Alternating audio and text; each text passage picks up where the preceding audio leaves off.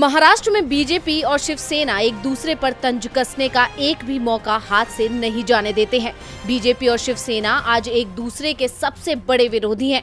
दोनों पार्टियों के नेता गाहे बगाहे एक दूसरे पर तंज कसते ही रहते हैं।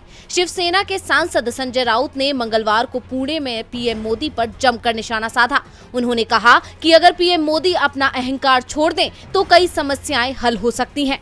ये बातें उन्होंने पुणे में बाबा साहेब अम्बेडकर सांस्कृतिक भवन के उद्घाटन के मौके पर कही थी। पुणे में डॉक्टर बाबा साहेब अम्बेडकर सांस्कृतिक भवन के उद्घाटन के अवसर पर आयोजित सभा को संबोधित करते हुए राउत ने कहा कि गौतम बुद्ध का केवल एक ही संदेश ध्यान में रखना चाहिए और वो है अहंकार को छोड़ना। जिन लोगों ने अपना अहंकार छोड़ दिया है वो जीवन में विजयी हो गए हैं, लेकिन कुछ लोग अहंकार को छोड़ नहीं सकते हैं। अगर वो अहंकार को छोड़ दें तो समाज, राज्य और देश के कई मुद्दों का समाधान हो जाएगा। संजय राउत ने ये बात पीएम मोदी पर तंज कसते हुए कही और कहा कि किसी को ये पीएम मोदी को बताना चाहिए। इसके साथ ही संजय राउत ने मनी लॉन्ड्रिंग मामले में ईडी के कांग्रेस की अंतरिम अध्यक्ष सोनिया गांधी और नेता राहुल गांधी को नोटिस को लेकर भी तंज कसा और कहा कि जल्दी एजेंसी की तरफ से एक नोटिस नेहरू स्मारक पर भी पहुंचेगा। राउत ने कहा कि आज सोनिया और राहुल गांधी को ईडी की तरफ से तलब किया गया है। वो हमसे सोनिया गांधी तक पहुंच गए। ये मामला नेशनल हेराल्ड अखबार से जुड़ा हुआ है,